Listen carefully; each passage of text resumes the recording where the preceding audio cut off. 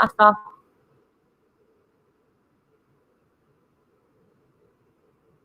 Hello. Hi. Hi, this is Live in the Dark with Videodrew. Hopefully live. Haven't checked YouTube yet. Someone let me know if this isn't actually live. This is a new show where Videodrew talks about stuff like movies and the Crow Bat Wars. And she has a very, very, very special guest on today. We'll find out about him soon. And then also a fan guest. And then also a game. And then also Goth IHOP. That's right. Videodrew spent 2 hours to make this bit work. Making some goth pancakes that she will now eat on air.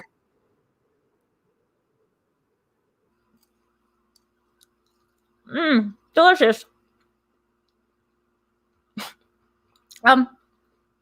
Sean, why don't we bring in our co-host, our crow host, Daney. Daney? Daney? Crow boy? Oh, that's not good. Not great. Pretty upsetting.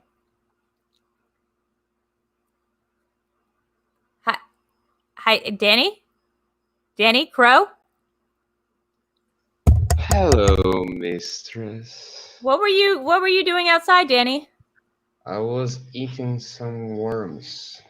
That tracks. Okay, that's fair. May I ask what's going on over here? It is spelled I am a crow backwards. I'm trying to make people aware of me. Was that hard to do with your little beak and your little talons? Or was it easy to figure out how to do mirror writing? I use a dead person's blood to use that. Okay, that sounds great. Okay, roll intro. It's Live in the Dark with Videodrew.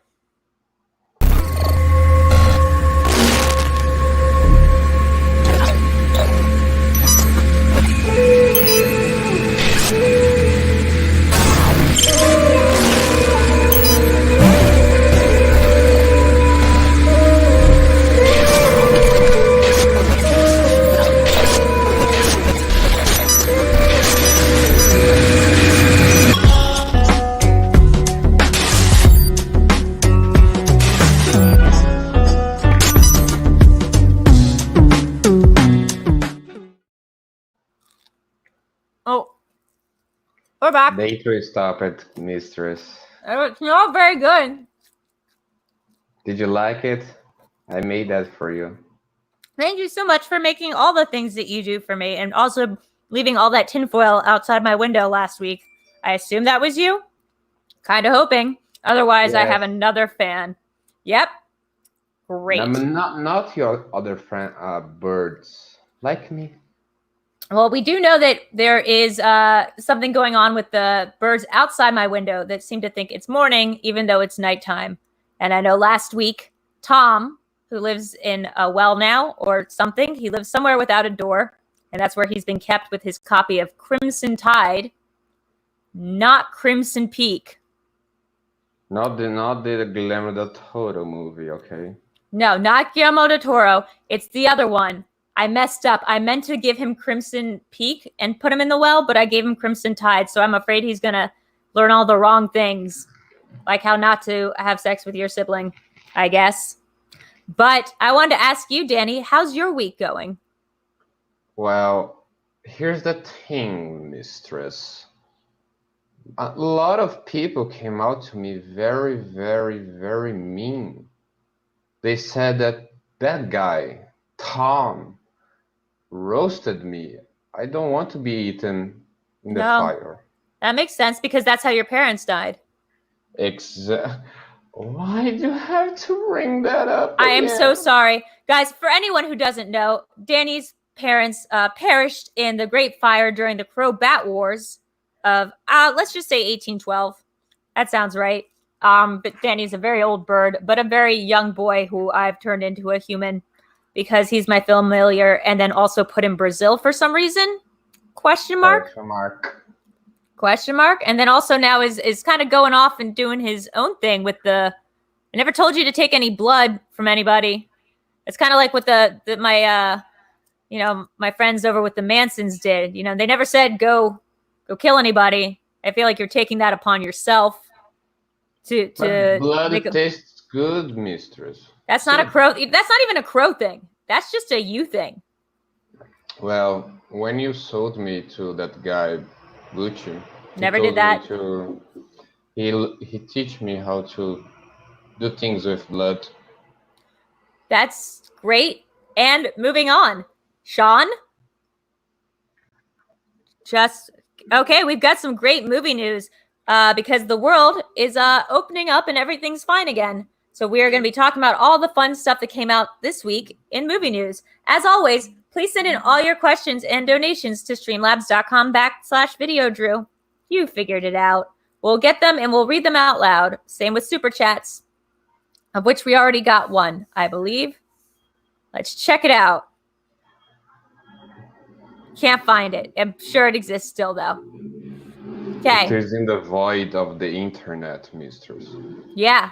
You might need to go close your window, Danny, so other birds can't fly in. And then also, for sound quality. Hunters are searching for me. Just a second. Yeah. That sounds right. Probably because they're looking for whoever murdered that guy. In the meantime, let's vamp. Hello, Christopher. Hello, AJ. Hello, Kayla. Hello, Christopher again. Hello, Adelia. Hello, Brandy. Hello, the French Taunter. Hello, Brandy. Garth. Hello. I'm saying hello to every single person. Let's see. Ryan. Hi, Ryan. Hi, AJ. I've already said Christopher twice. Adelaide. Hello, Adelaide. Hello, HO. Don't know what that stands for. So, before we get into the little opening monologue, which is actually a two-person thing, so I don't know what you would call that technically, but we're going to talk about movie news. I do want to say how excited we are for our guest that we're going to have on tonight. This is somebody who I've very much respected for a long time, especially since he became cool. And that's going to be Mr. Delinquent himself, Mr. Lon Harris. So let's get through these movie questions so we can bring on the Delinquent, because I hear that he sits at the Cool Kids Cafeteria popular table. And I also, want to sit at that table, by the way. Yeah, me too. And all the regular schooling I went to, I very much sat at that table. But I would like to hear, more about it and what its concepts are. Okay. David Tennant and Mulan got their release dates pushed back. Man, that Doctor Who cannot catch a break. It's pretty bad. Mulan, I don't know about. She seems cool. But their dates got pushed back. I'm assuming that's to build suspense. Because whenever I push things back, it's usually because I forgot about them. Or because I'm trying to get people more interested. But mostly because I forgot about them. So I'm pretty sure what happened here was people forgot that David Tennant was still a guy because Jessica Jones went off the air. And there's now a female Time Lord. So I feel bad for him. Mulan's been out since the 90s. So there's, it makes sense that nobody's remembered that she's around. So yeah, maybe sometime in the future we'll hear more about Mulan and Tennant and their, I'm assuming, wedding date. Is that what we're talking about? Do you want to know a fun fact? No, go ahead. Tenants is what Brazilians call when you go to the jungle and build a house. It's a tenant. Oh, that's funny. In America, we call those things we call tenants buildings, and it's where Robert Moses put a lot of the poor people in New York City. We call them tenement buildings. But also, I wonder if that's what Christopher Nolan was thinking when he hired David Tennant to play a building. Maybe. I feel like maybe his idea hasn't been worked through entirely, and that's maybe why the commercials seem so vague. Query. Next question, Sean. I know that guy. Michael Keaton is in talks to play, sorry, trigger warning, Batman. What are your thoughts on Batman, Danny? I know with the stuff, with all the history of the Bat stuff. Here's the thing, mistress. When Keaton was the Birdman, I was actually very, very, very, very proud of him because I finally, for the first time, I felt represented in the movie picture arts. You're talking But about the now, movie Birdman. exactly. Right. But which is a play on him being B-Man, the other B-Man. But here's the question: Is better as a bat or as a bird? Are birds not bats? Or is that what they're fighting for? Is this what this whole war is about? Possibly. Are we saying that bats are fighting for their right to be called birds? And who will play the next Birdman as well? We never could decide on that. Oh yeah, no, I know who it's gonna be. It's gonna be Sparkly Vampire Jonah Hill. Right? He seems like a bird. I bet he's gonna get in great shape for it. You ever see Booksmart? That's his sister. I have seen Birdsmark. Birdsmart. Yeah, I have to guess. Is there a bird version of every single movie besides Birdman and Batman and I guess Silence of the Lambs, which has a lot to do with starlings? I guess. Well, there is the movie that we like to call the Superbird, which is when a bird from another planet came into our universe. Right. He was a super bird, yeah, and then he was faster than a something, and he was more powerful, and then also he wore a lot of red, which is a very sparrow color.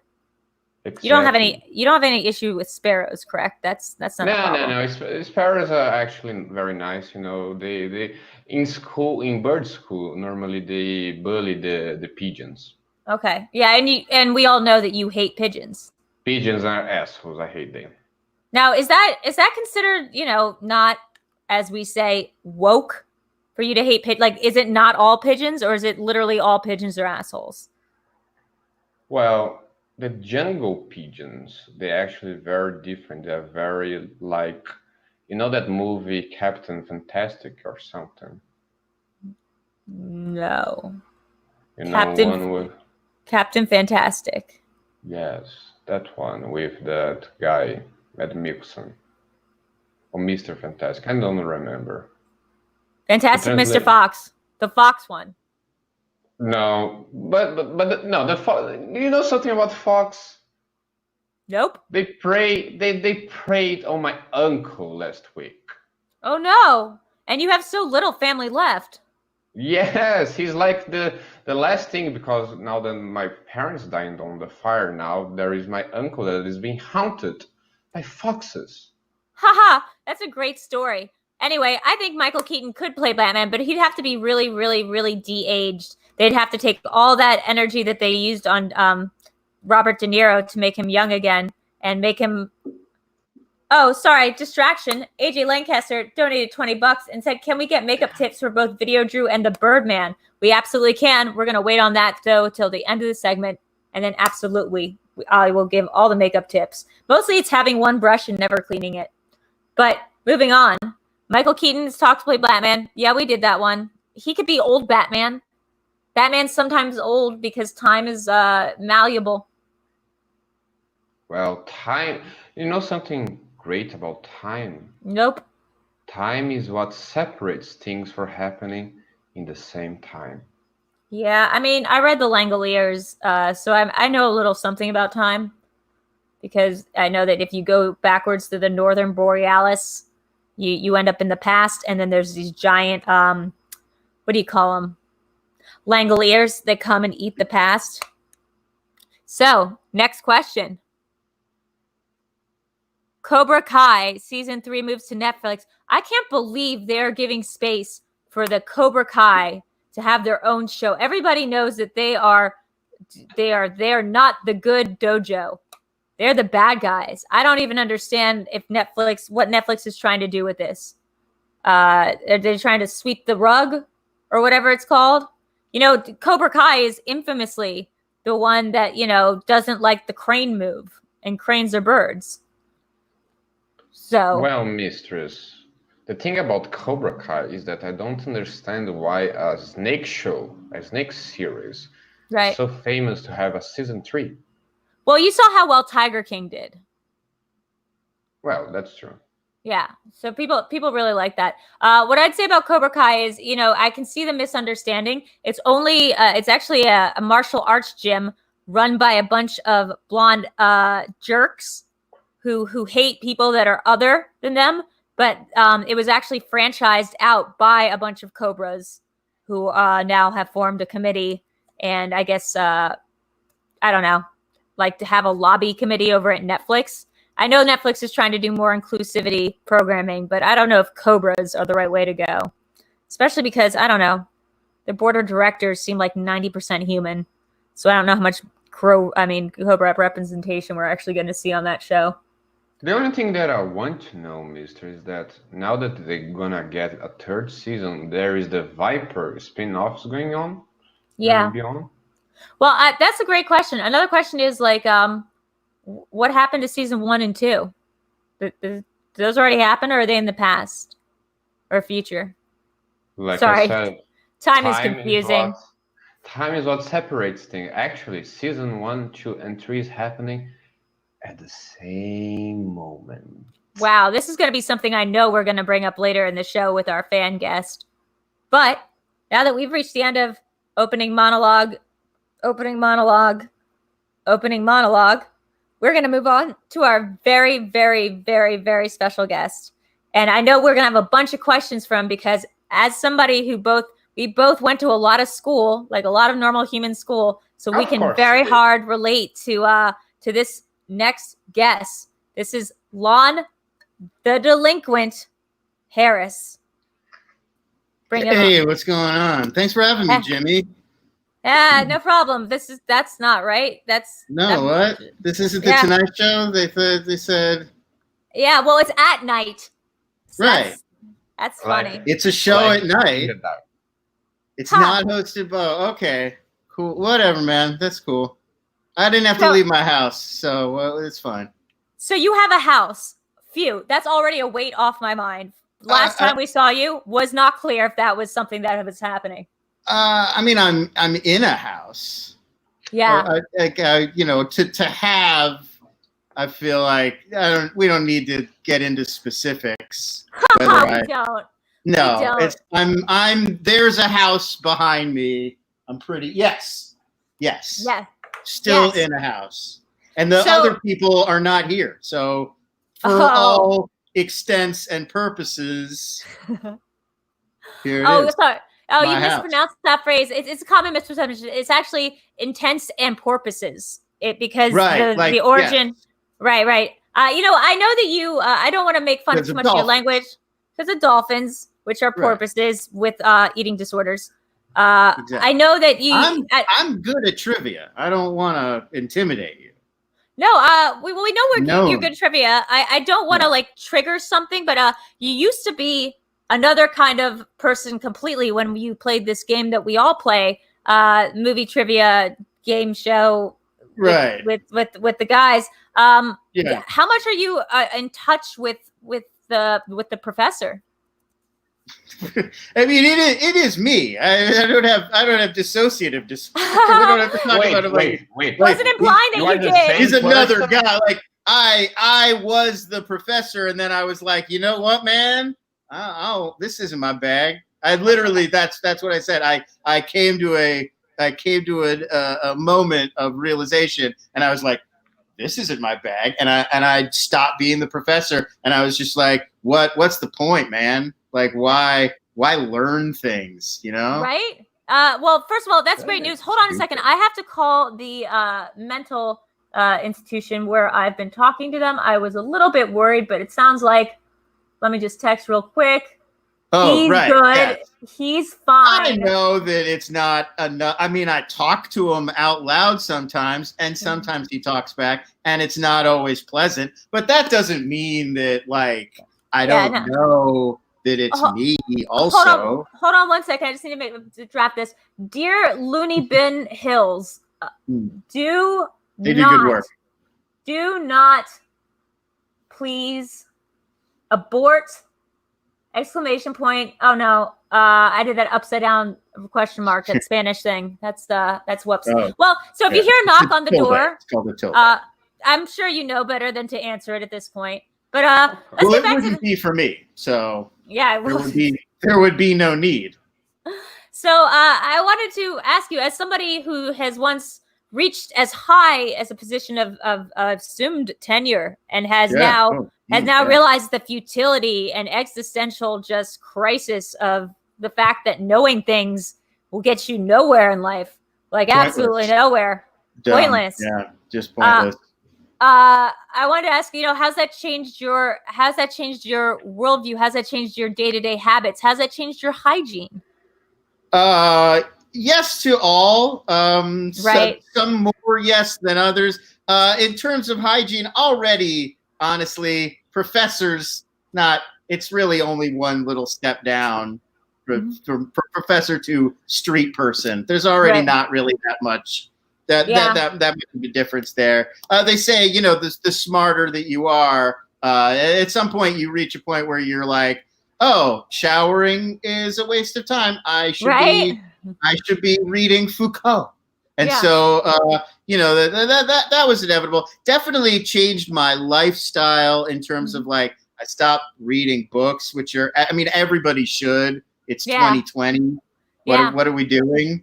If you're not just shouting your opinion based on stuff that you feel is right, then I don't know what you're really doing. But you think you're going to get heard that way? You think you're going to win life by having more knowledge?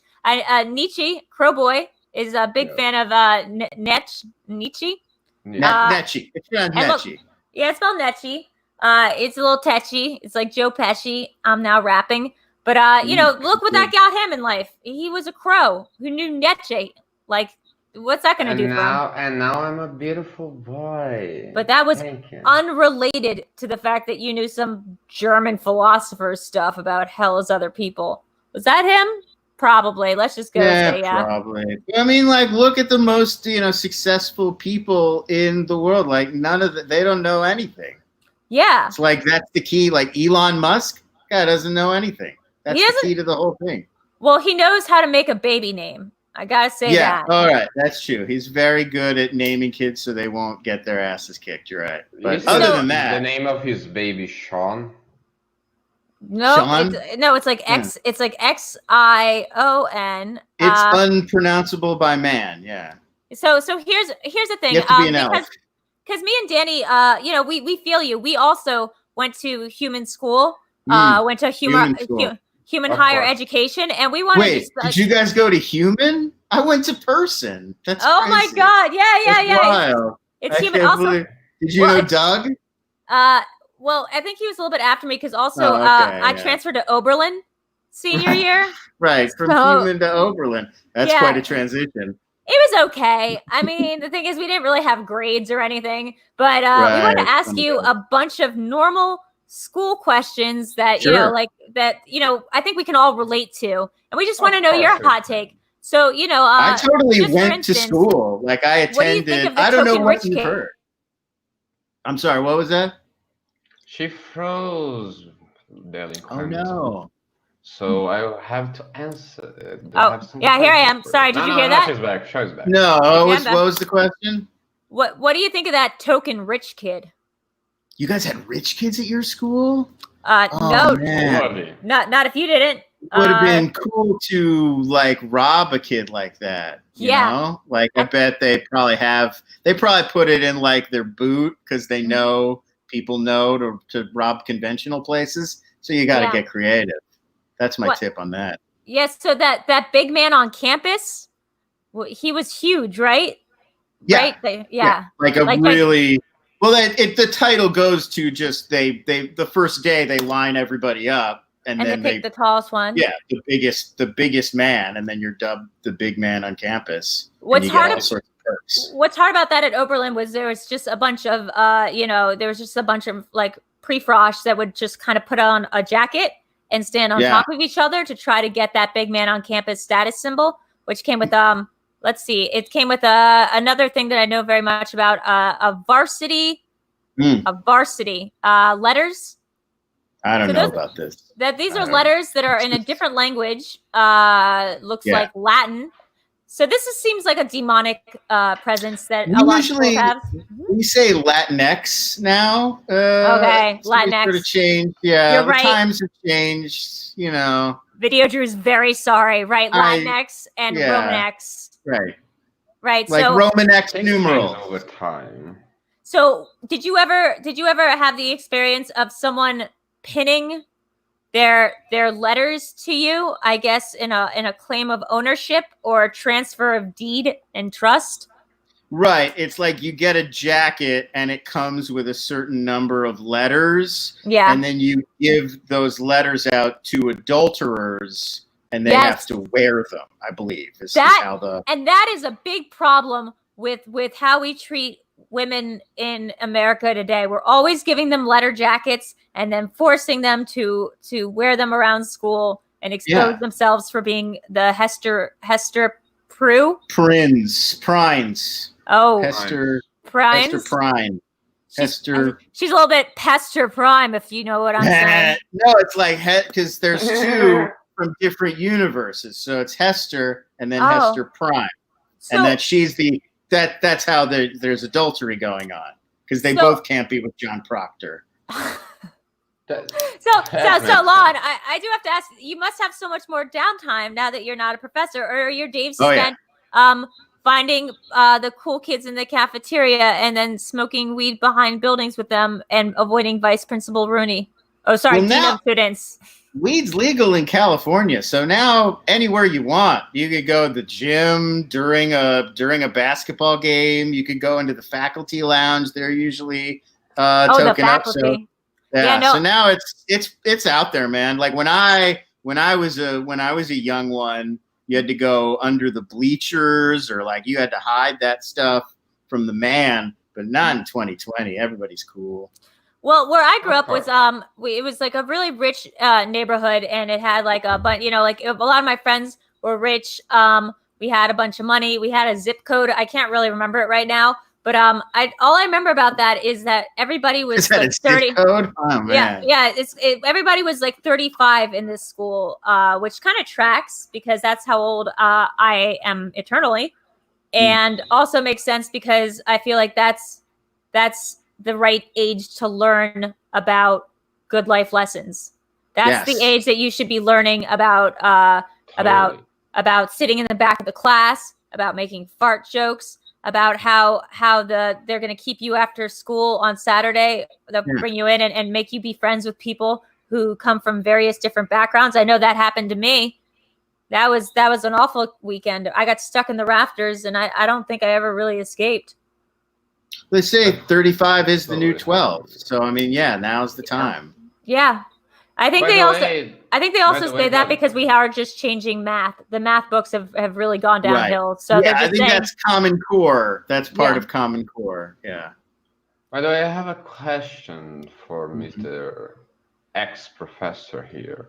You know, I totally went to human school, So what's your favorite memory? Your favorite memory hanging out in the rooftops of the school?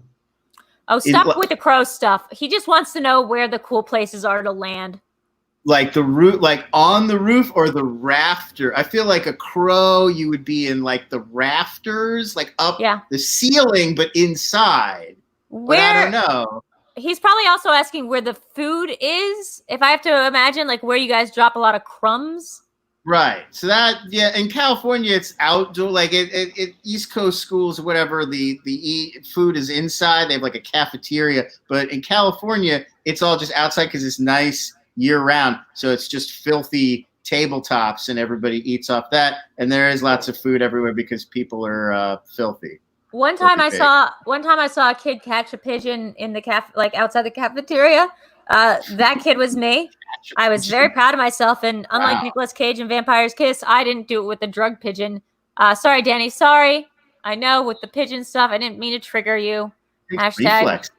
Yeah, I mean, Well, it's more like it flew into my bat hand. triggers me more. The bat triggers me more. It flew into your hands. I was very expressive. Wow. And the bat and the pigeon flew into my hands. The thing is, everyone else was throwing rice and Alka-Seltzer tablets at it because I think that they thought that would make it explode, which is a terrible thing to do, and why you should never go to like a boarding school like Xavier's, professor whatever's school for magical BS, because that place is full of assholes. Sorry. Why did all these teenagers have Alka-Seltzer tablets on them? Well, because it's really hard to have magical powers, as everyone knows, and you get a lot of stomach ulcers. Gave them all indigestion, the stress. Yeah, this is a part of the Harry Potter series you never see. Yeah, and also because that thing where you put the Tums and the Alka-Seltzer in a thing of Coke, and it explodes, and then everyone dances around. Yeah, and everyone has so much fun, and then it's like, then it's school's out, and then it's vacation time, and Ben Affleck is there, and he's got that rod. It's a thing across all American schools that we can all agree that it's always awful when you graduate, middle school, and you're just waiting for Ben Affleck to show up with like a paddle. And, every high school has two Ben Afflecks. There's the one who's the upperclassman who's trying to beat you when you're a freshman, and then there's the alcoholic basketball coach. Yeah, there's also the one that shows up sometimes to hang out with his janitor best friend. By the way, what's up with that guy? What's up with that guy? I feel like he's like drawing more on the chalkboard, and when clearly the job of a janitor is to erase. Sorry that you're terrible at janitoring. You're no Freddy Krueger. He's a genius at math, but he's decidedly not a genius at cleaning up. I think we can all agree. I mean, what's the more important life skill? Genius. Well, if you're hired to be a janitor, one could argue you don't need theoretical math. You're not being asked to go to Jurassic Park or anything. We've got we only need 5 people on Earth to be really good at theoretical math. Everybody's got to clean up. That's universal. And those 5 people belong in the bunker right now. Those 5, if they're not if Dr. Ian Malcolm is not just in that bunker waiting for the next phase of humanity, then I don't know what we're doing. By the way, he's good at math? We've never once actually seen that dude do a single math problem. Thank you. Okay. He likes to sit around like this and say philosophical things. That's not math. Hey, guess what? I could do that.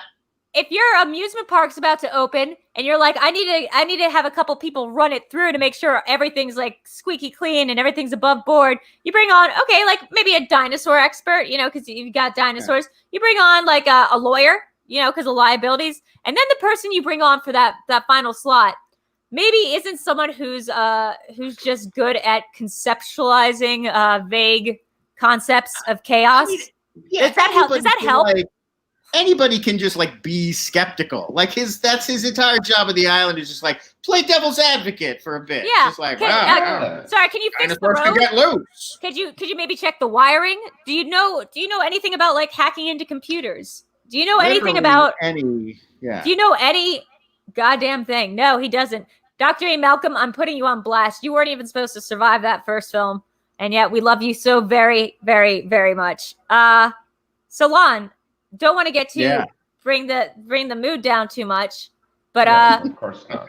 We've got about 6 days. If my calculations that I did with Tom before arriving on this planet are correct, we've got about 6 to 7 more days of this before we get a reboot. The whole thing reboots in the system. The Matrix re-uploads or whatever you want to call it. The universe, you mean? Yeah, or I don't know, one day at a time. Back as a crow. Are gonna be back as a crow. It's not up to me. I'm just asking Lon, what are you planning to do with these final days? I don't know. Pretty much the same. I mean, I think I've sort of fell into a pretty comfortable groove. So I mean, whoever lives here is probably going to come back in the next few days. So I'll probably have to, it'll be inevitably move on to the next place. But around here, it's pretty easy to just sort of walk around and figure out who's gone for a week. A lot of people took off to go stay with family because there's some stuff going on. I don't know if you guys have heard about this, but there's this thing where there's a birdemic going on. Maybe Oh my maybe God. the Crow has heard about this. Don't bring this up. Don't bring this up. Danny is so mad. He actually knew that bat. Really? I knew Wow. He knew that bat. He knew that bat, and he told that bat it was sick. He told him it was a sick, perverted bat. It had been telling him for years. I believe, Danny, correct me if I'm wrong, you and that bat actually used to be kind of close until it started acting a little crazy, talking about that movie Contagion all the time and how it was going to live up. It had a bird manifesto about how it was going to live up to the movie. I really didn't want to bring this to down the mood, but you know, in crow laws, you're not allowed to have, you know, relationships with, you know, the bad people. But, you know, I was a very, very slutty crow back in the day. So You were a very slutty crow. So, and let's reclaim that word, crow. So Yeah. Yes, crow. Yeah. Has a human very, very, very comfortable and silent. So I got some priors, and I asked to be tried on crow law, but they wouldn't do it. They wouldn't do it. That's really funny. One time I had the police come to the Videodrew house in Newark, Delaware. Yeah, that sounds like a place. That sounds like where I grew up, and they all wanted to know because it was the 3 weeks of high school where Videodrew was very popular. She did a whole makeover. She took off the glasses. Turns out she was a bet, but it didn't matter at the end of the day because she had the big after prom party, and then the men in the fingermen came, and they pointed to her house and said, "You're the house where everyone's drinking alcohol, and you're going to be in trouble." And it was going to be a big thing. Maybe getting grounded. That was on the table. Maybe having to pull some sort of heist. But instead, it turns out that Videodrew had kicked out all the people that were drinking alcohol, so she and her friends could do Molly and LSD. So they weren't actually able to find anything in the house. And afterwards, Videodrew's parents gave her a giant big hug and said, "We are so proud of you." And she hugged them back and said, "I'm so proud of me too." And so that was like an episode, I think, like a very special one. But yeah, that sounds right. Talking about parties, mistress, can I ask our special guest? Yeah. Can I go to the prom with you?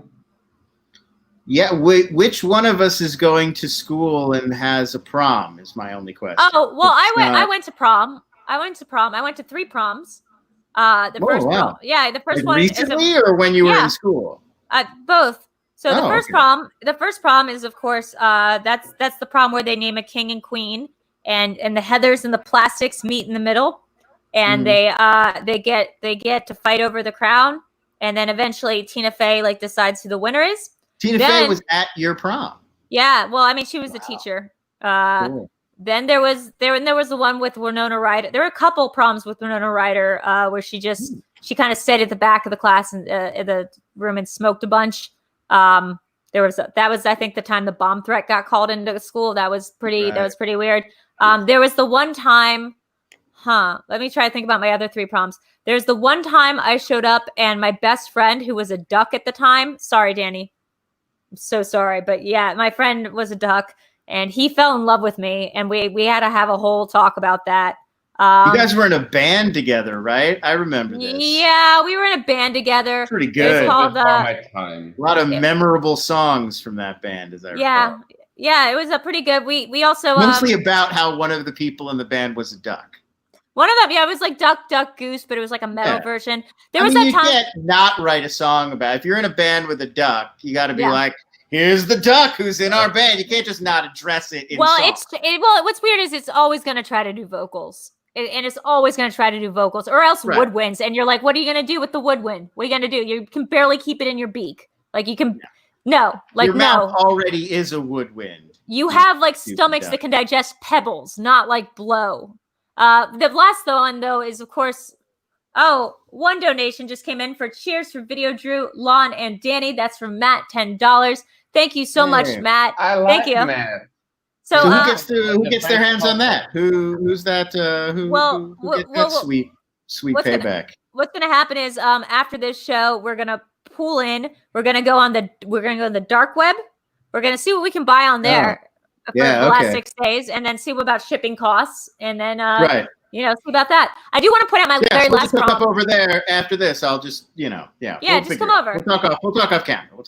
So the very last prom I went to was the Under the Sea prom. Now, speaking of time, Danny, this one had a little bit of a little thingy with the timey-wimey stuff, but it was a really fun one. There was a kid who played gosh, what was that song called? Not Hip to Be Square. Johnny Be Good? Is that what he played? Yeah. I feel like he did, and it became a really popular song later. It was stolen by a completely different band. My best friend Biff got the shit kicked out of him, which your sucked. Best friend? Yeah. Well, he's my best friend. You know, the thing about him is his life turned out awful. Can I just tell you something? He had so much potential. Like, he ended up washing cars for a living. It was pretty terrible, especially because like the incel of our class ended up hiring him just to like rub it in his face that he got the girl that this dude wanted. So I don't know. Prom, generally, my take, nay. Whatever happened to Biff's friend who wore the 3D glasses all the time? I wonder. Oh, he went on a boat. He went on a boat and it sank, but he got away, so it's okay. Okay. Last time I checked, he was friends. That guy's story. Yeah, well, he's friends with Derek Zoolander, if you know him. He's a very popular male model. So he does that, and then also I think one time he was a Phantom. That's right. Yeah, he was a Phantom, but not of an opera. He was weirdly in purple spandex in the jungle, as I recall. He had a ring. Yeah, that's a weird magical ring. Yeah. Right. So Biff's friend actually had a much more like a successful career, and as did I. So sometimes we support Biff's GoFundMe account. We like send him money. He's obviously struggling a lot. Has been laid off by the McFlys. It's very unfortunate. So anyone who wants to donate, not great about that second coat of wax. Gotta be Although to be fair, there is some differing accounts about what he did prom night, which may not have been that cool. But God, I don't know if I'd want that man around my wife. I'm just saying, George, if you're still listening, give Biff a break. Your son looks just like this other kid at school. Doesn't that bother you more? Anyway, we have another guest that's like, yeah, they look very similar. No one seems to point that out. They never like the Delinquent and the Professor. Yeah, it's kind of like that. Except Delinquent Professor is same guy. Actually, still me. I just take the glasses off. It's a little bit like Clark Kent Superman. Speaking I know we look different. So he's not your bad. Sorry, I just got a text back from Looney Bin Hill. It's saying, "No, I'm Superman." This is not a valid number. Please stop texting us. This is an Arby's. Okay, so it looks like you're all in the clear for now. We are going to get Arby's after this, though. Absolutely going to get Arby's. Okay. I want to bring on a very special guest now. It is a fan of the show, but also one of my best friends in the entire world. And my computer is like his. So, ... bring it on. It's Aaron. Building suspense. Did you say Arby's? Yes, queen. We were talking about her. Wait, people are watching this right now? Who? We're watching this. We're watching it. The universe is watching us. I thought this was like the green room before the show starts. I haven't brought my A game to this at all, you guys. But I got to bring up something. That's a great point about Green Room. There will be a Green Room virtual after party for everybody in the Patreon. Actually, no, today it's open to everybody who's a patron member. So if you go to patreon.com/Videodrew, you can come join our after party. It's a VIP digital thing. We'll be in non-kayfabe. Like I'll be crying. Like I'll just be really upset, and like you'll be asking me why, and I'll be like, I don't know. Like I just need some time alone right now. Like I just need some space, guys. Just give me some space. Like I can't just do this 24/7. It's gonna be a blast. It's really comfortable. So Aaron, how are you? I'm doing great. Lon, you left me in the middle of our social distance session, but it's okay. Like I'm here now, so. Now, what's social distance? That's when you guys are waking and baking together, correct? Yeah. We were medicating together, and I love your new house, dude. It's way better than the house last week. Yeah, right. It's pretty sweet. I hope these AC? people stay gone for like a long time. They got AC. They left some. There was like mustard in the fridge. There Oh, was wow. there was mustard in the fridge. There isn't mustard anymore. There's I got hungry. Yeah. Oh, you But, guys are you guys living together? Is this what I'm hearing? Are you guys We're staying? just it's nothing serious, nothing serious like that. We're just boys. Okay. You know how a flop house is. I mean, those are flop rules. People come in, they come out, they pass through, they come up, they come down. You know. Well, whatever, do you know what you know why Lon started thinking about not being a professor anymore?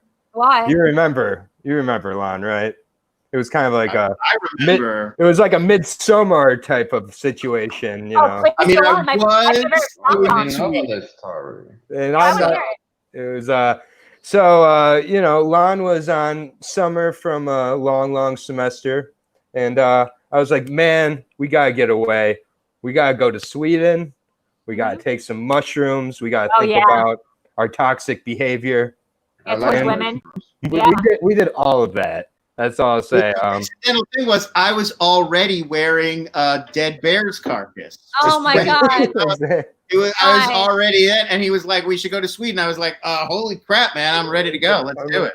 So, you know, my mom, we used her frequent flyer miles and went to Sweden. And then question, the sex room, the sex barn, is that everything that they make it out to be? You know, very supportive, very supportive. They got your back, and it just really means. I don't want to speak for Lon's experience, but my experience was nothing but just a handful of wonderfulness, and just it felt like everybody in the room was feeling what I was feeling. It felt like I was really.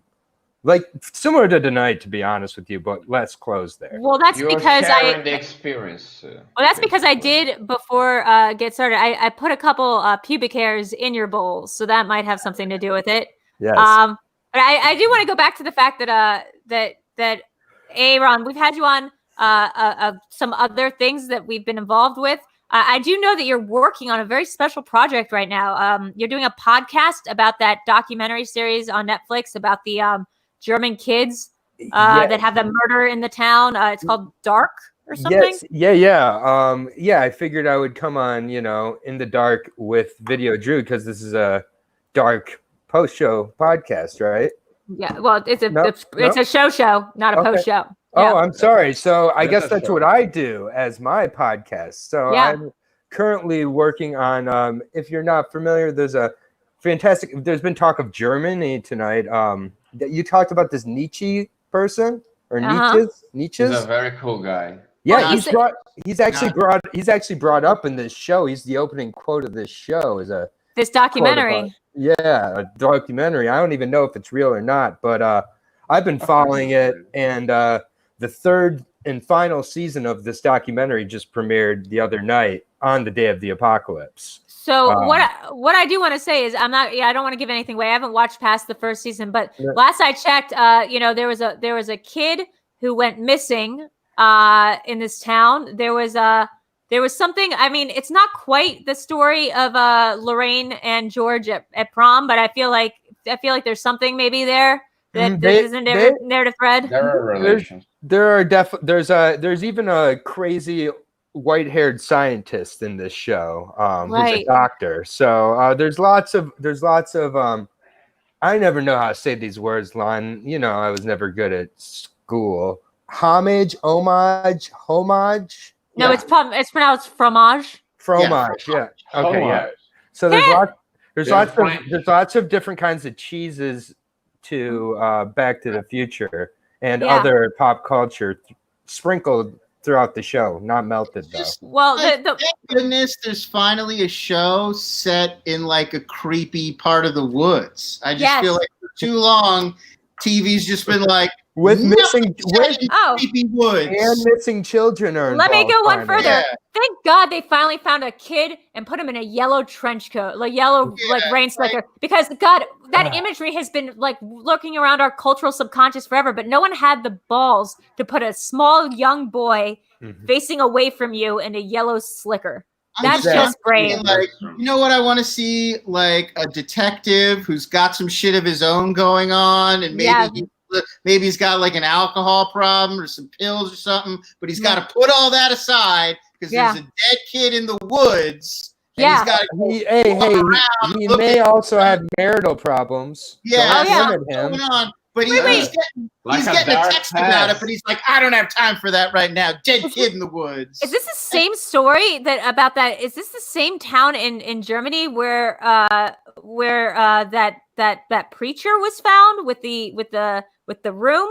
He's got a room he's got a bunch of red-haired kids going in and out. I feel like I read a story about a preacher guy in this town and sort of a mine. Maybe is there like a nuclear facility? Maybe I'm thinking of Stranger Things. I might be thinking of Stranger Things, which sounds a lot like this. That is my favorite thing is when people call this German Stranger Things. I don't at all get upset or annoyed or anything when people call it that because they are nothing alike, yet we call them the same. Whoa. That's my podcast there. I want to go back for a second, though. I want to know about how you and Lon, and maybe Lon, you can feel this. Sure. Sorry to jump ahead here. Lon, maybe you can answer this. I'm sure you pick up a bunch of best friends on the way. Like me, you seem like a really popular guy who got along with a bunch of people in school. And so how'd you find this Mishigas? But this Mishigas down here. That's not the right Yiddish word, but what Michigan? How did I find what Michigan? This one behind you. I mean, this guy behind you. I mean, upstairs or wherever he is. How'd you guys become friends? Oh, how did we first hook up? It was probably in some kind of warehouse party. Yes. I mean, it was probably some kind of blind alley where, people were getting weird, hanging out. Maybe some sort of encampment, I want to say, some sort of area under a freeway or next to an area under a freeway. Oh my God. Say maybe between a port and the docks. And under a freeway, and there were just people messing around or something. Probably some scene like that. Was this The Wire? Sorry, I think I messed up a little bit. Just where I make my scene, Wait, I think I know. This doesn't happen to be the same blind alley where Tom's parents were killed after the opera by a bathtub falling from the sky, right? That'd be crazy coincidence. That's why I've been advised not to speak about that alleged circumstance, sir. Because Bathman is he's a vigilante, but he also really hates baths, and that's something I didn't really know about Tom when we started playing in teams together, or else I might have thought twice. By the way, guys, they say don't go to Tub Alley late at night. I've heard that. They do. Before. Why is it next to the Opera House? Why? Yeah. Seems weird to put. It seems weird to have a place named Tub Alley in the first place, let alone next to the Opera House. Hot tip: don't wear your pearls to Tub Alley, or they are gonna go everywhere. Those pearls are gonna go everywhere. They're gonna be, and then somehow a design flaw. If somebody reaches for it, it should just give. It should just give. If this one has not got a clasp in it. And not to be harboring on a point, but then if your pearls are going everywhere, I'm gonna guess that your son doesn't have a pearl necklace of yours that he keeps in a safe somewhere that has a lot of sentimental value, unless your son is a crazy person who managed to pick up all those pearls during some point in his career. And that's just something that's always bugged me about Tub Alley and the pearl. That's a Simpsons gag where like Marge and Lisa have just like a ball of their pearls, and every time they lose one, they just take. It's like that. It's like Martha Wayne had just this huge pearl ball. Who? And so when Mama Wayne, the Wayne matron. The Simpsons predicted it again. There you go. So I don't know who Wayne is, but she sounds like somebody. Sorry, 1 second, but she sounds like somebody that would be friends with Biff. I can't tell, but she seems like a Biff. Like probably dated Biff at one point. Yes, go ahead, Crowhost. I liked very much our guest today, not like Tom the other week. Can I hang out with them afterwards? Yes, you can hang out with them afterwards. Like I said, everyone who's a patron member will be able to hang out in our virtual green room and see Videodrew be probably like really upset. Like she just needs a minute. Like look, she always has to be on. She always has to be on. Maybe you could just give her like a minute and then she'll show up. She's not saying that she won't show up. She knows she has to show up. People are paying for it. But like, so yeah, that's going to happen after the show. I do want to get to our next segment, which is a game, because we had so much fun playing Goth IHOP last week with Tom. We love games. This game is called Sean ... By the way, we got a super chat from William saying, Danny reminds me that I too can smile. How is he so magical? I think it's probably the words I'm a crow backwards. That seems like, first of all, that seems real hard. That's what it says. That is what she said. That is what she said. And that what was made with Doug's blood, you know, the friend of Lon. Doug? Yeah, Doug. That's whose blood you're on. That's whose call back. So we're calling it back. Sorry, that's whose blood you're using? Yes, exactly, mistress. Is Doug okay? I don't know. Is okay, well, you know what? Notoriously didn't have a lot of blood, that guy. That's what we always said about him. I'm more worried that Doug traveled to Brazil during this heightened crow bat epidemic that we're suffering from right now. I mean, the bat.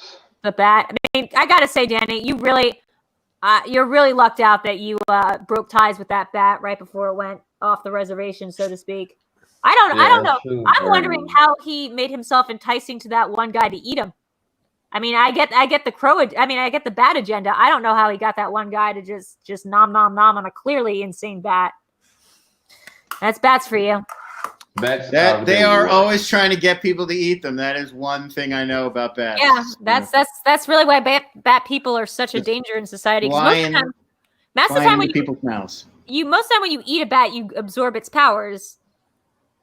Yeah, let's just go with that. Let's go with that. So, like, only if it's radioactive, right? Yeah, like a spider. Right. But you have to be scared of them beforehand, and then also, I'm pretty sure there's a bathtub involved. Don't you have to invite them into your house or something? Oh, that's a great point.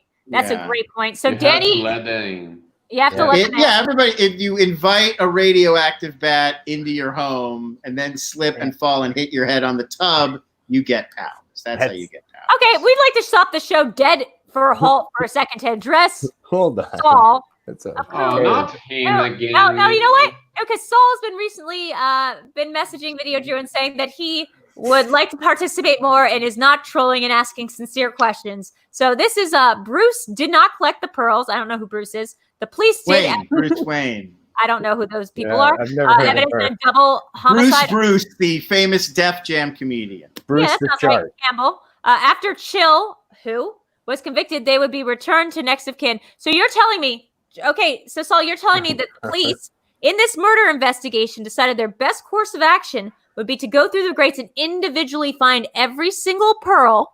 This is what the promise is that I believe the commissioner made to that small boy that was left in the alley, which is we will find all your pearls, every single one. Every single one of your mother's pearls. We will return.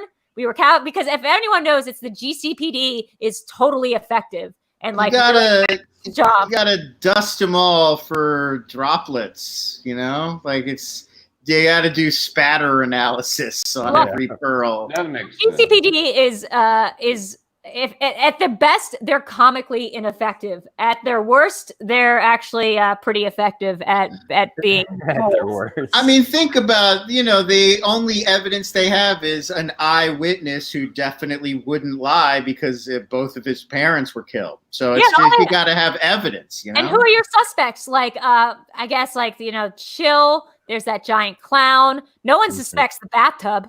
Never the bathtub.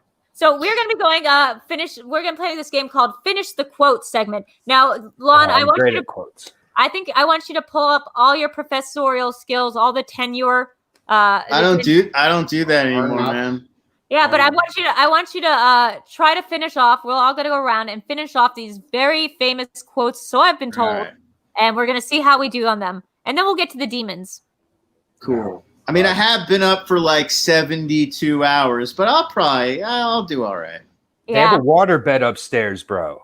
Oh, man, that's pretty sweet. No, don't do that. I saw Nightmare on Elm Street 4 recently. It's cool because I'm tired, but I'm also thirsty. So it's like,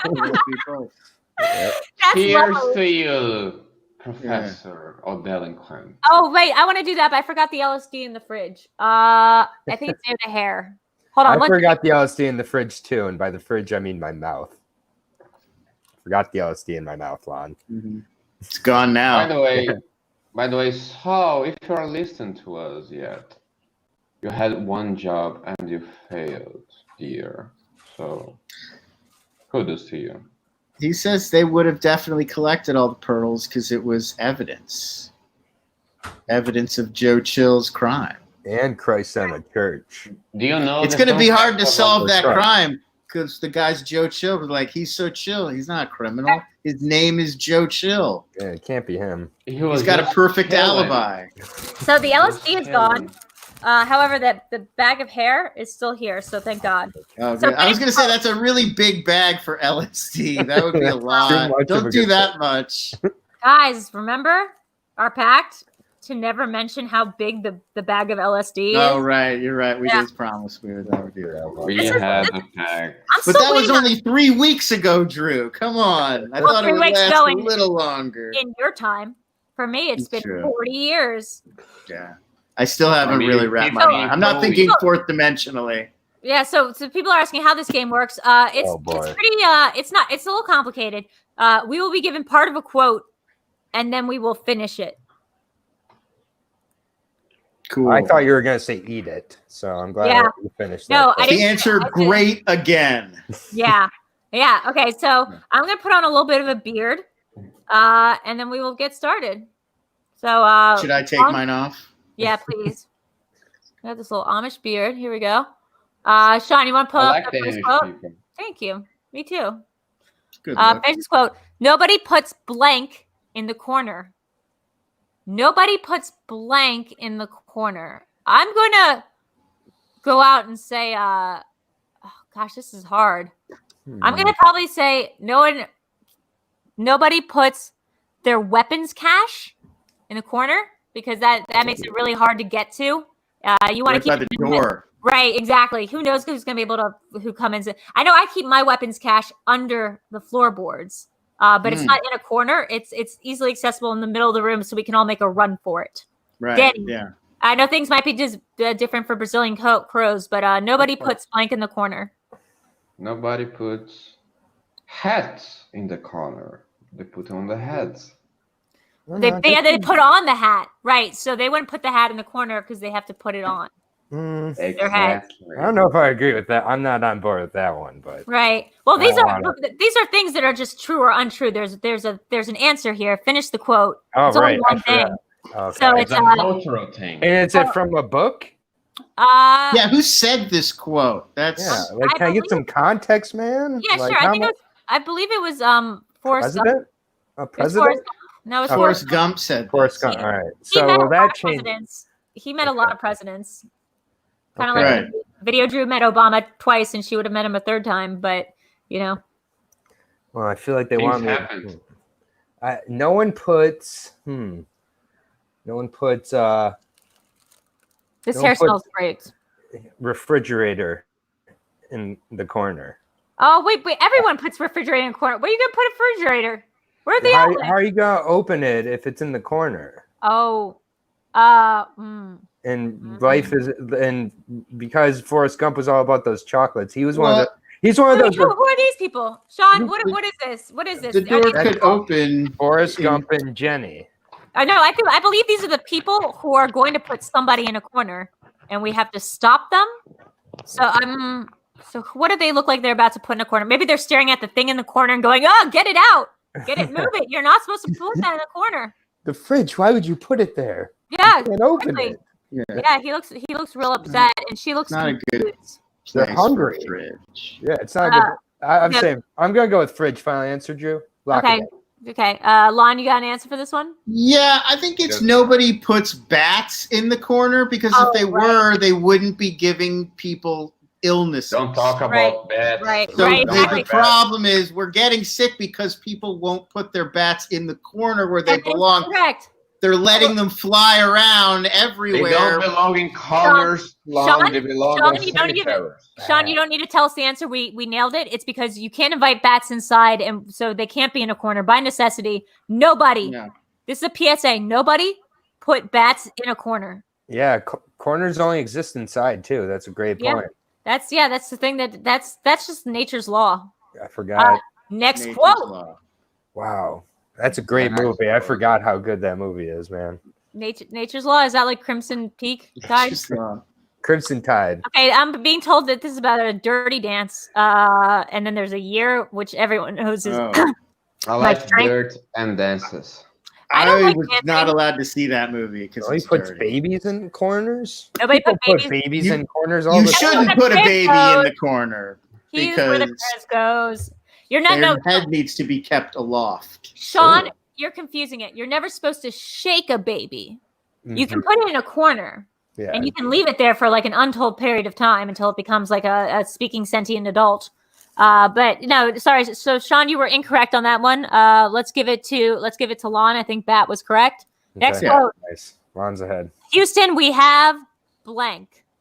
Is that two blanks? That's like Houston, we have blank blank. Yeah, it is 2 blanks because when you There are think 2 about it, blanks. I think it's probably a singular or a plural. Yeah, We I have- think I know this one. Yeah. Yeah. I've heard this Lon, you want to before. go? You want to go this? Yeah, I think it's Houston. We have Bruce, the famous Def Jam comedian, Man. performing this week in Houston. Oh, 2 blanks. right. It's like a famous radio jingle that they do. Like, Yeah. and we have Bruce. He was touring, and they were like, Houston, Houston. we have Bruce. Yes, that's One night only at Chuckles. That makes a lot of sense. It really does. God, Houston's great. Aaron, what do you think? Do you think? I'm torn between 2 answers on this one. Like as usual. Well, there's 2 blanks, so Yeah, I mean, but two answers, so Yeah. 4 answers really. Maybe I should combine the 2. Like, it's either it's either Halle Berry, or it could be. That's one word. It could be- It could be Jada Pinkett Smith. it's only 2 blanks. That's 3 words. So I'll go with Jada Berry. You know, Jada Berry. I love Smith. her so much in Yeah. in that movie Black Panther. She was so great. Oh my God, she was really good in She that. was beautiful in that movie. Wakanda Okay. forever. So, Wakanda forever. I don't know what that is. I mean, Jesus. Sorry, Crow. Do you have an answer for Houston? Yes, Houston, we have a daddy body. That's right. That sounds right. God, dark. Guys, I actually think I got it, which is Houston, we have a mandatory mask requirement. No, that that doesn't sound like Houston to me. Not Yeah. my Houston. Sorry, that's 3 words. We have a mandatory mask policy. That's 3 words. Houston, we have COVID-19. Houston, we have Tom Hanks. Well, that would be a dash. Well, yeah. Well, Houston, we have Tom Hanks, and therefore there's a problem. Mandatory masks required That's immediately. a big problem. So we are given a hint that this is a COVID-related thing. So I think Yeah. Houston, we have a mask. We have a mask. We have a mask issue. Might be right. Yeah. Or Houston, we have a Karen. Would be my other suggestion. Have a Karen. Yeah. No, I'm sticking with Jada Berry. Okay. Let's see what the real answer was, Sean. Houston, we have a no shit. They have a problem. We were trying to get more specific. What's Apollo 13? Oh, okay. So this is a very, very famous comedy club. Yes. Right, where Bruce performed regularly. The big problem fun. I think the Yes. problem Houston is having is that it's not in Houston. It's actually in Harlem. So that's Right, probably yes. where the problem is. That's another date. That's 1995. And the quote is, Harlem, y'all ready for your next comedian? Put your hands together. For Bruce. For Bruce. Houston, we gonna have a problem if you cheers. don't put your hands together for Bruce. That was the full quote. God, Everybody say, yeah. that clown bathtub is going to be so mad when he's not the opening act. Oh boy. He's gonna have to go and be like, we live in a society. Yeah. Baths. Next quote. This one I actually don't know. Your blank small. Big E is 1 word. Yeah, you're Big Gee Smalls. Yeah. Big or small. I am legitimately confused by this. You're not tall, Smalls. That's unnecessarily mean. Okay. That's very mean with the You're, your hateful parents, Smalls. Not even a sentence. Nope. You're Well, no, getting- this is a quote, not a sentence game. Oh, How yeah. about your It's not the sentence game. That would be boring. You notice the Your- spelling game as well. smelling tall, Smalls? Smelling tall. Like a rap, yes. Yeah. Well, it's a Yeah. Bruce line. This is the most mentions Bruce has gotten on a live stream in like 12 years. His Google alerts are going to be going crazy later. You're I Smalls? honestly Making thought that was a Bruce name great again. that we were making up in our shared delirium. Oh, no. state. So no, it's a real person. Google that shit. He's a real guy. Is this like Papoose, a rapper that I heard about once and totally believed was just an adorable fake thing that we made up? Oh, that's a nerd and another nerd. Yeah. I think I know this one. It's You're the Man Now, Smalls. Oh God, Damn it. But you got to say it in a Scottish accent. You're the You're man the now, man. Smalls. You're the man now, Smalls. yeah, you're the man now, Smalls. Oh my gosh, so this is like the internet, beginning of the internet. The problem is that that's not enough words. So I think Sean, you forgot a dash. Yeah, I think that's the problem.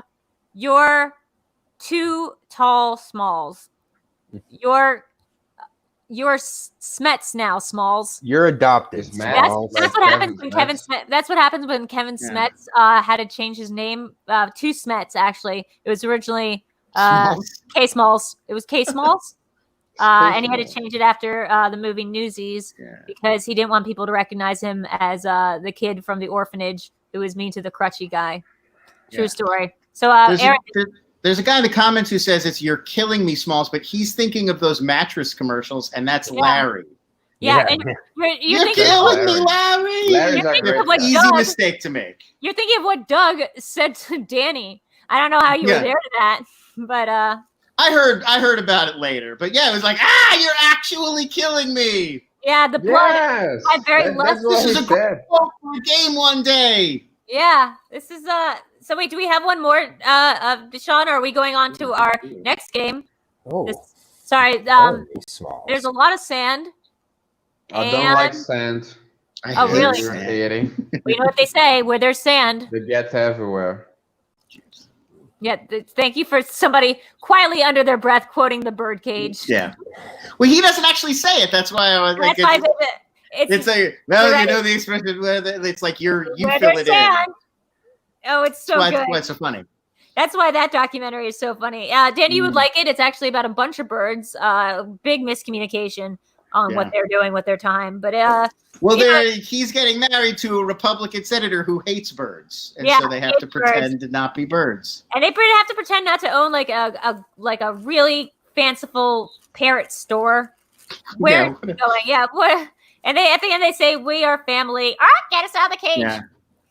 Hank Yeah. Azaria plays kind of an offensive version of a bird. We probably No, wouldn't. Hank He Azaria wouldn't plays go a kind of quite so. offensive- Yeah, Hank we Azaria probably wouldn't have plays- him go quite so big with the bird today. No, tell me a little bit more I about like Hank big Azaria. birds.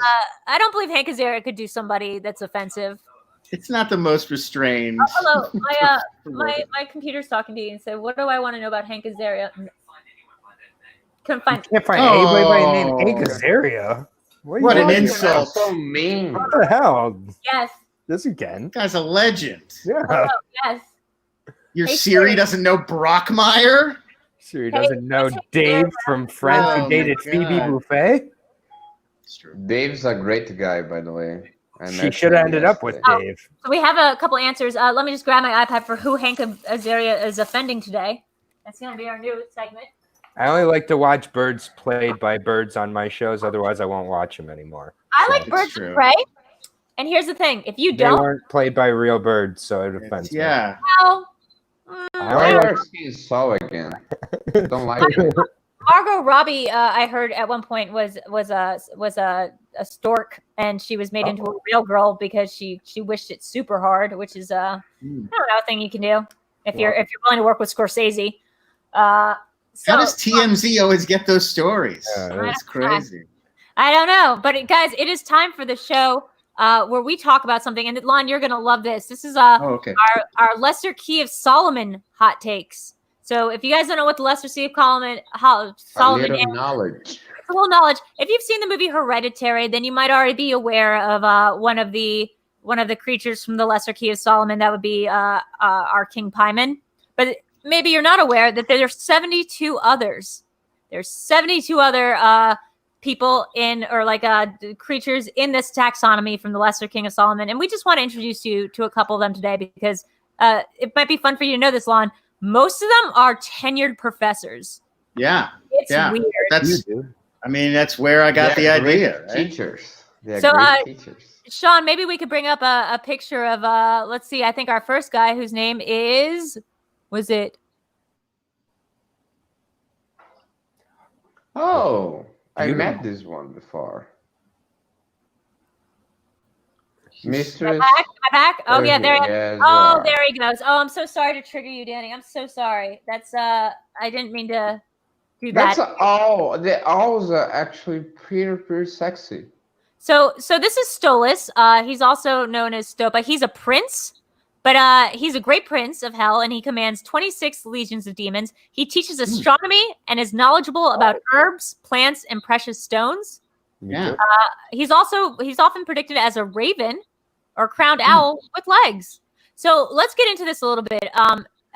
Earlier before the show, Lon, you were asking me, none of them are herbologists. Well, it looks like this guy might actually be a botanist. Well, we were talking about how most of the demons tend to specialize in the humanities. Yeah, they mostly do liberal arts. I had a lot of them in Oberlin.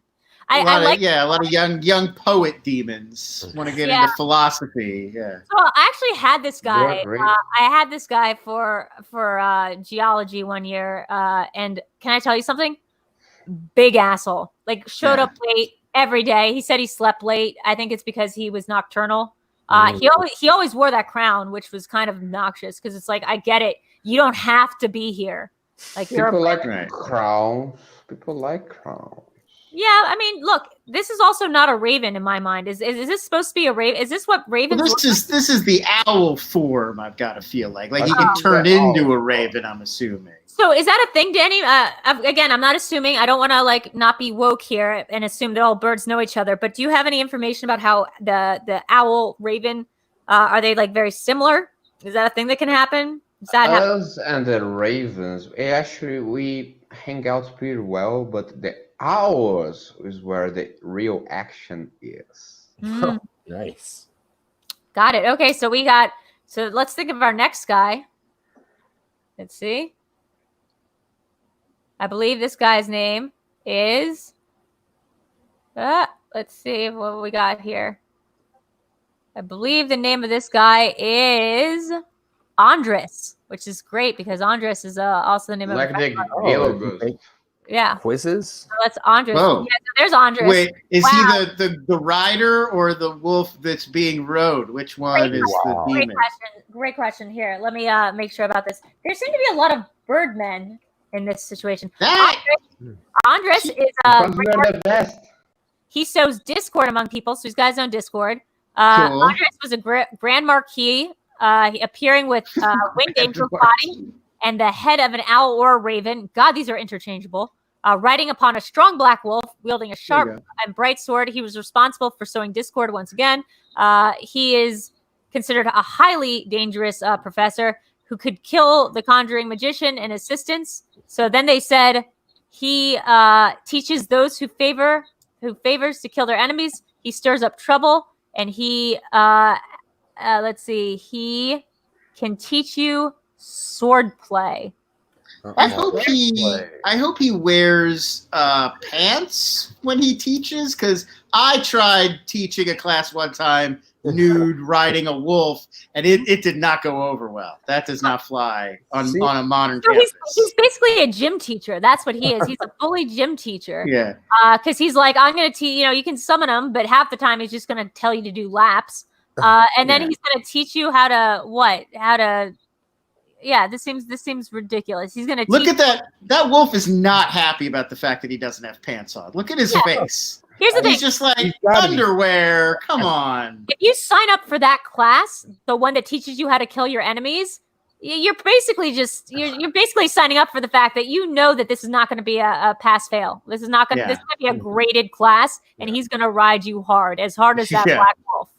Also, terrible position in which to hold your sword while riding. Like I was this way over the back of your neck. You're going to learn nothing in this class. You're going to learn. You're going to unlearn good fighting skills. And there's a good chance that when you show up for class, he's just going to kill you anyway. So he just looks like he's about to accidentally lop his own head off. Like every time the wolf jostles him a little bit, that's 8 stitches. Yeah. That wolf seemed too small for him to be riding. Wait, but can we go back to the fact that once again it seems unclear the owl-raven distinction, or I guess it's just easy to do one to the other. Danny, did I mess up? Were you supposed to be a raven? I think some of these are. No, I'm definitely a crow, mistress. Don't worry about do you think people back then just couldn't tell the difference between ravens and crows, and were just right? Wasn't that like a Middle Ages thing? Like if you didn't have like one of those animals in your neighborhood, you just had to guess what they looked like. There weren't photos or anything. So they were just like, that's a raven. The problem with the ravens is that after Edgar Allan Poe, bad reputation. They kind of became so selfish, so starry. Well, I think maybe what we're realizing the problem is that you would have to summon one of them to teach you probably how to draw, what the difference between ravens and owls were. So a lot of people were just kind of working on a blind, sort of working blind here, self-taught. So I think we have one more, which I believe is a big friend of the show. He's a big Patreon sponsor. That would be, let's see, Ronwe. Sorry, man. I don't know how to pronounce your name. Ronce? Let's see. Oh, he's got a couple names. That's Ronave.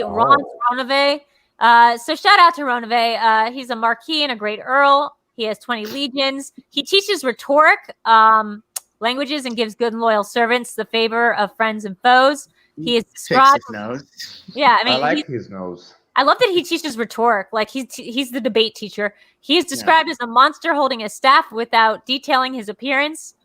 He is also described as a taker of souls, often coming to Earth to harvest souls of decrepit humans and animals near death.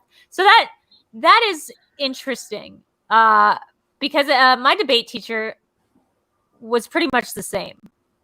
I'm pretty sure it was the same guy. He was absolutely a troll at the when you were on school. Yeah, my school. Yeah, at Oberlin. Yeah, that was cool. He's got half of his face is like normal proportion, but it looks like the top half was just kind of like flattened a little bit, like Satan bonked him on the head one time, and this is the result. It makes sense that he's good at like rhetoric and debate because this is the kind of he's what we call to him a DC 10. Like because like if you ever go to Washington D.C., it's full of politicians, which is basically what happens when you want to be famous, but you're not attractive enough to be a movie star. So this guy, it totally makes sense that he spent some time on the Beltway. Yeah. And, I was going to say it looks like Stephen Miller, but then you said he was good at speaking and debating. So yeah, exactly. No, he's not part of the current administration at all. No. But I would say no. He's probably more in line with whoever that show, whoever Sarah Palin's handler was. That guy they made a movie about. Anyway, moving on. So that's a friend of the show, Ronway. I didn't want to make too much fun of his appearance. I like his staff. I like his tail.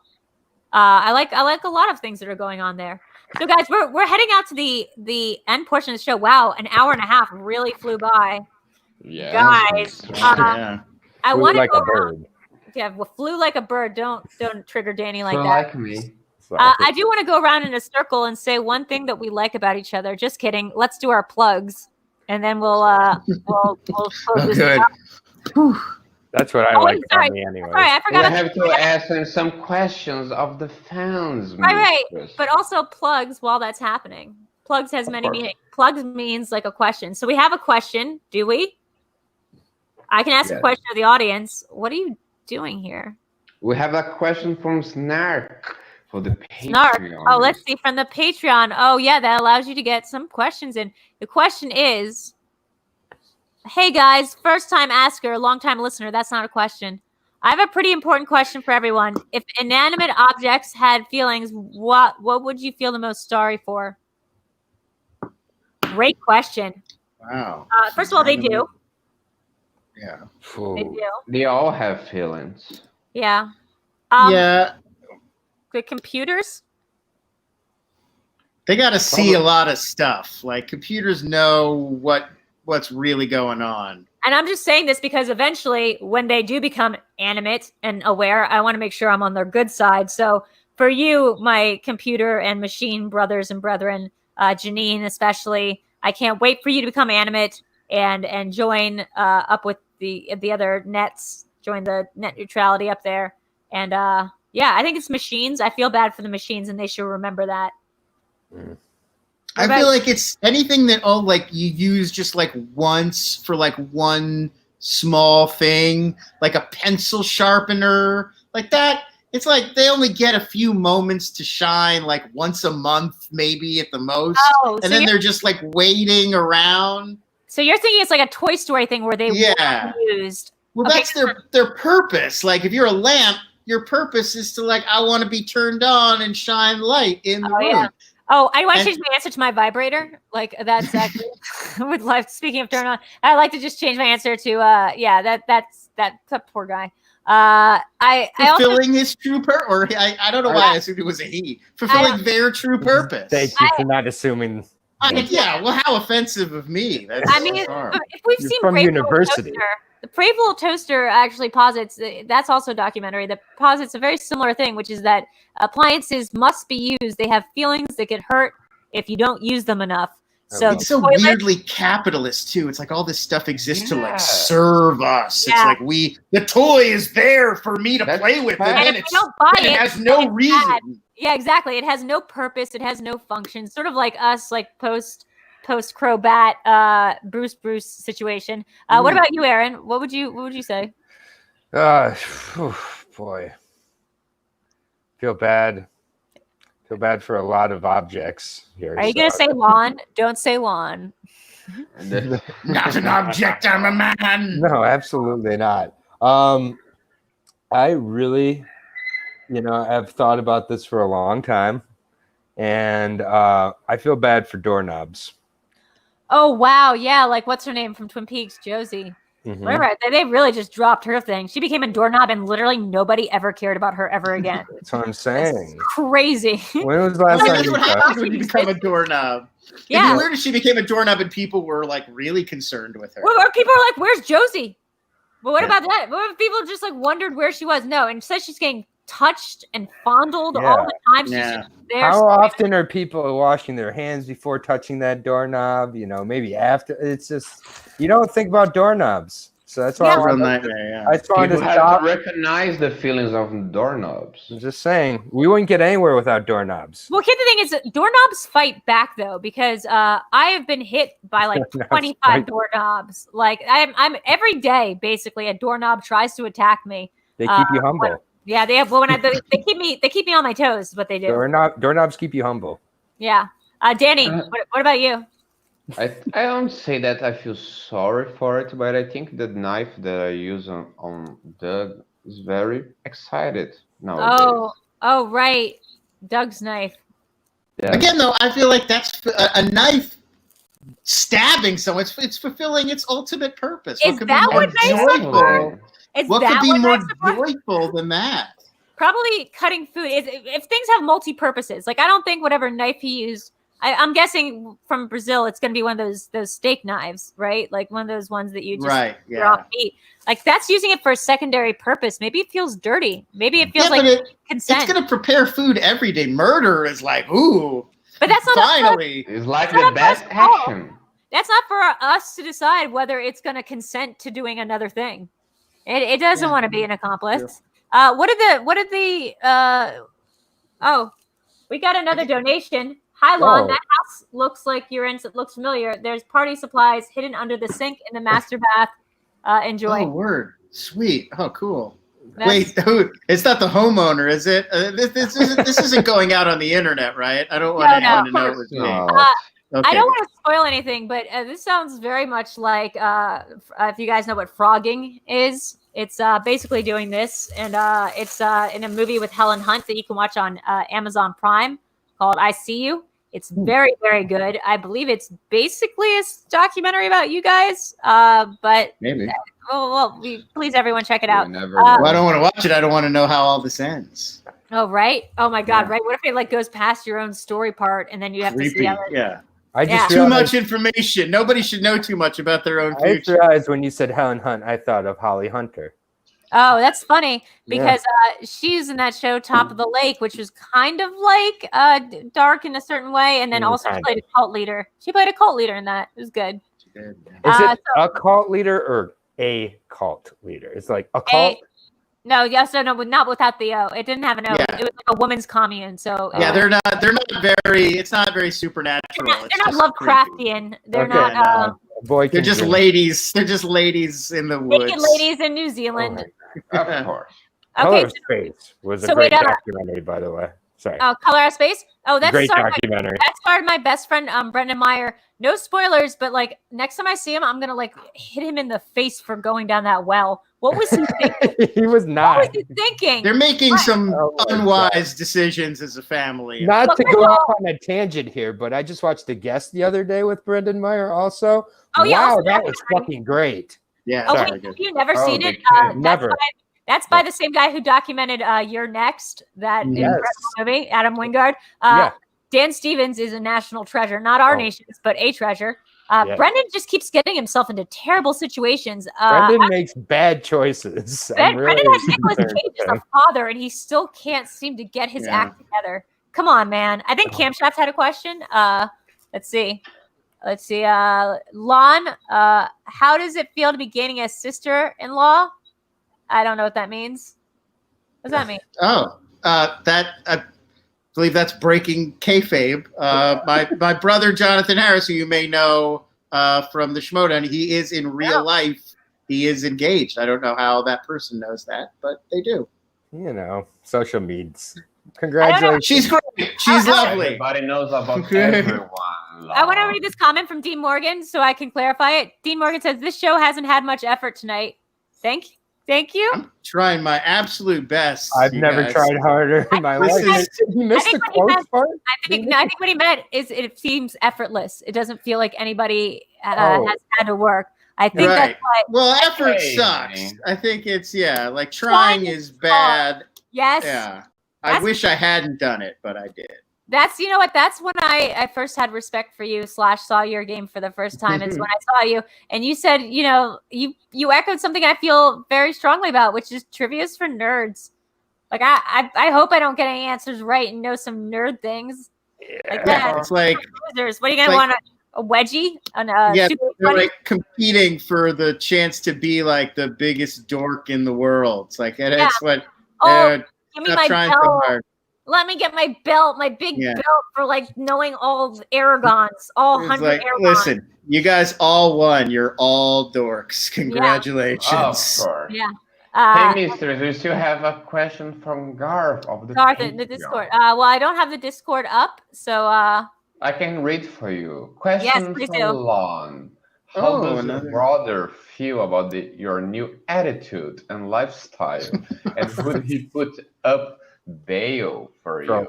I got you. He remains a professor, so he doesn't even want to be seen with me. He's really separated himself from me recently. Because he's trying to keep up his tenure track, his professorship. So I don't believe that currently he would bail me out of prison if I were in, but I mean, I guess it depends on what nation's prison. Like I could probably, if it was like a Turkish prison, a Belarusian prison, I maybe could get through. Like a Swedish. Those are really nice, honestly. Those are really nice. They just send you to an island and like wait for you to get better. Like wait for you to get better. They're like, we want you. That's why Mads Mikkelsen is the way he is probably because like, if they just send him to an island, they were like, wait till you get better. And then, they don't make you jump off of a cliff to your death unless you're really old. Right. Oh my God. You got to be like 90. Bringing it way back to your guys' summer vacation. How's that bear suit smelling, Lon? That's gotta stank at this point. For the first 8-10 hours, it's fine. It's just after that, you could give it a Febreze. You gotta air that out. So guys, now we're at the part where I forgot that my keyboard is sitting on Goth IHOP. Guys, if you didn't know, I did go make some Goth IHOP earlier today. There's going to be a new emote. That looked delicious, mistress. Great. Real great. So guys, let's go around in a circle and say 1 second. Yeah. Oh no, she's dying. No, God, that's why they're goth pancakes. They kill you. Yeah, that's what makes them goth. Yeah, it's really. Guys, that was the best pancake I've ever goth ate. That's a good lie you got there. No, I'm serious. I'm about to eat another bite. I'm not joking. Oh no. The problem is I put my bites in my mouth. You're not joking or choking. We always choke and joke here. This is so goth of me. Oh, there we go. There's a goth piece of pancake. Very goth. Yeah, I spent 2 hours making them, so there's just a weird aftertaste. Sorry. Actual ground up Necronomicon pages. Really. That's how you make them. It tastes good for the first bite, and then the back part. Maybe you only should have cooked them for an hour. Drew. And now she is gone. She's gone. She's gone to the void of. I feel like, the show is. Should we have a seance? Show's going great. Yeah. Of course we are. You guys having fun? Are you guys nervous, by the way? Nervous? No. I'm more paranoid, but that's from the product. Yeah. This isn't going out on the internet, so there's no reason to be nervous. Of course, nobody here is watching Delinquent. Yeah. I would be nervous if I thought there were people who were going to see this. But. Oh, man, that would be embarrassing. Yeah, I really. Thank goodness. Really side. Oh, that oh gosh, Danny, we swatched places. Oh. How are you feeling? It's all better. Oh, good. How it was the void, by the way? Did you like the void? Look, it's the void. What are you gonna say about it? It's like literally the absence of thing. That's where I go when I talk bad stuff about the Tanis pancakes. Mm-hmm. So why don't we all go around in a circle, say one thing that we like about the other, and then also say where we can find one another, like besides just summoning in the circle. And then we are going to end up the show, and then we're going to go straight to the after party. Like, even though I really don't want to go to an after party, like, I'm really tired, and I just want some time off. So expect that and more. It's going to be on our patreon.com /Videodrew. Anybody who's a Patreon can go into our Discord, and there will be an open green room tonight for everybody to hang out. It'll be very good. Danny, why don't we start with you, and then we'll go counterclockwise. As you wish, mistress. You can find me living in the rooftops of my beautiful mistress here, and also in another universe as known as the Gucciverse, doing some interesting stuff there. Okay. Down to you, Aaron, whose name, by the way, is a great reference to the fact that other teachers are dumb and can't pronounce names. Yep. Lon never had trouble with my name. Yeah. He always pronounced it. I just go like, you, dude, the dude in the hat. Present. Yeah. Present. Yeah. So yeah, you can find me on VideoChronic quizzes Mondays and Thursdays, where I'll lose those regularly. So if you go against me, you're probably gonna win $25. Yeah. So that's something, to go ahead and throw in there. Here's something I feel terrible about: inviting Lon on the show to do this quiz just for the bandit to actually have watched the movie or something. It's real not good look for us. V for Vendetta, a big fan of it over here, Mr. Lon Harris. So if you have any V for Vendetta questions. Great movie that I remember well. That was one of my favorite quizzes I've ever seen. But really. Well, now you tell me you can answer V for Vendetta questions. Now we can all answer V for Vendetta. Oh no, I can't at all. That's why I was. As long as they're the same ones that we were asked the other day, I think I do all right. It's Larkill. I don't know if I would do all right if they were the same ones, because I have definitely written quizzes where I've forgotten the answer, and I've definitely taken quizzes. My memory is like a goldfish from outer space, like out of time and out of ways. Poetry. But if I'm not losing there, then Digesting Dark, the podcast on that I mentioned earlier. I'm very proud that's of that. real? Yes, it's real.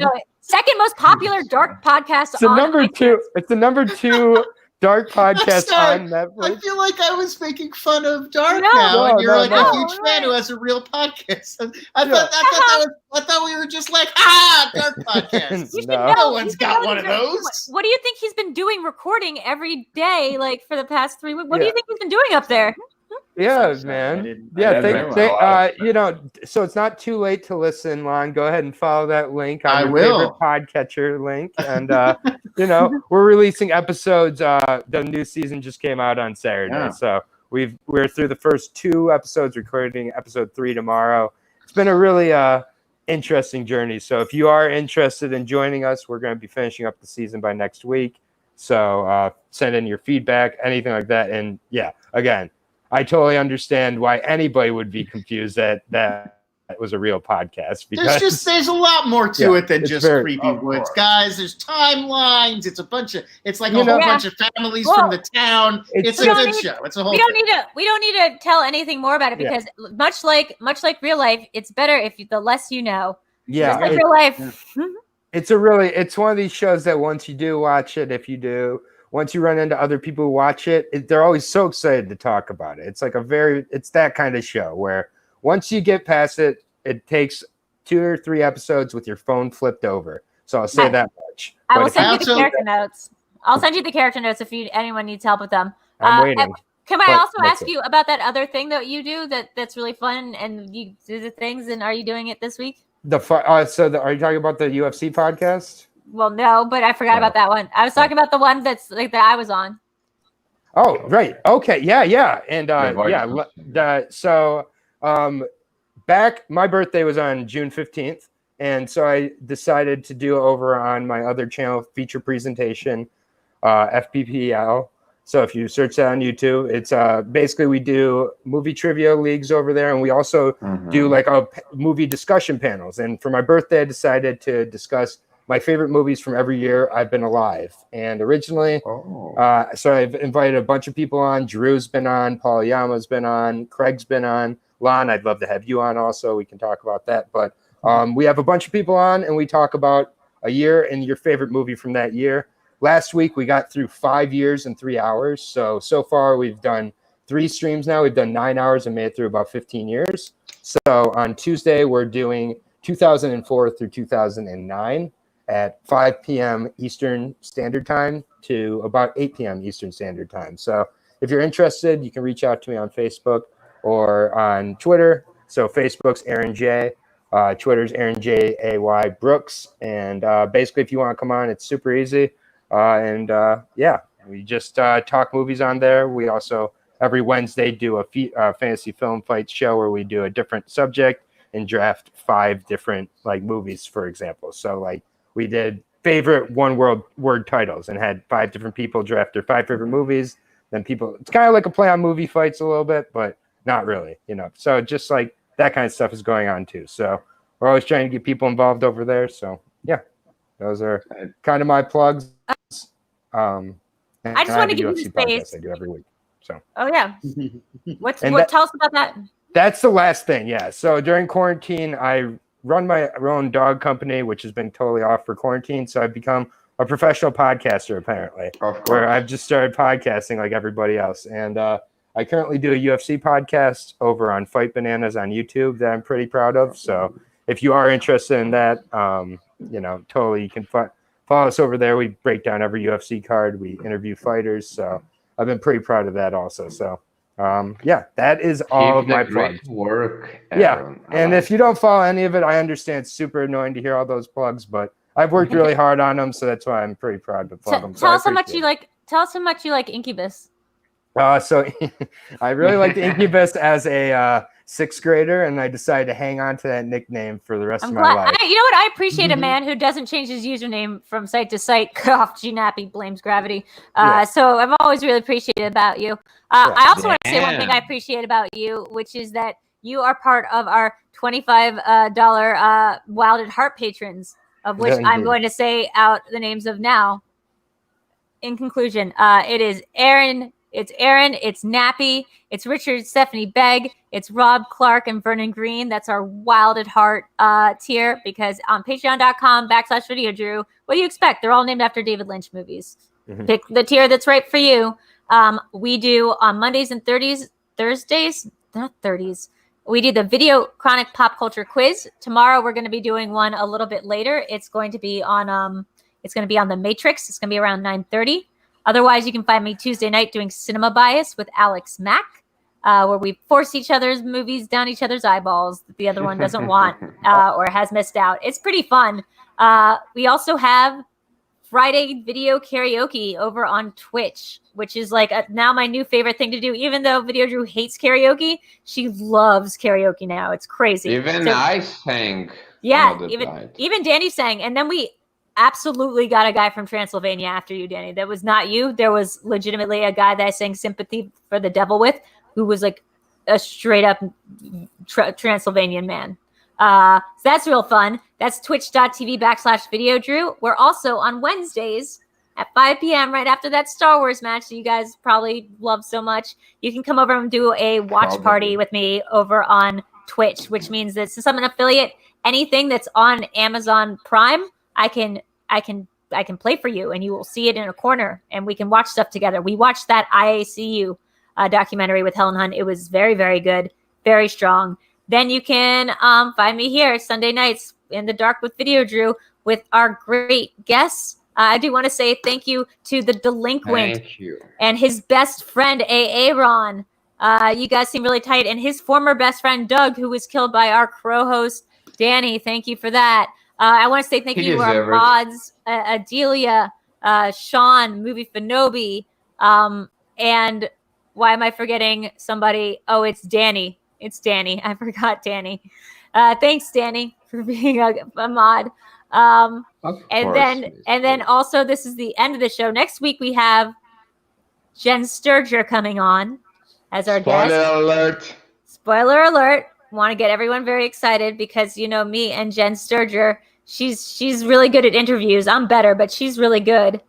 So you have that to look forward to. We're probably going to play some games. Oh, thank you, the Delinquent, says Cam Shaft. And thank you, everybody. I'm going to say good night. God bless you. And then I'm going to go and get ready for this thing. I don't want to do it. I don't know why I said I was going to do this Patreon here. So this has been In the Dark with Videodrew. See you soon. Bye. Bye, everybody.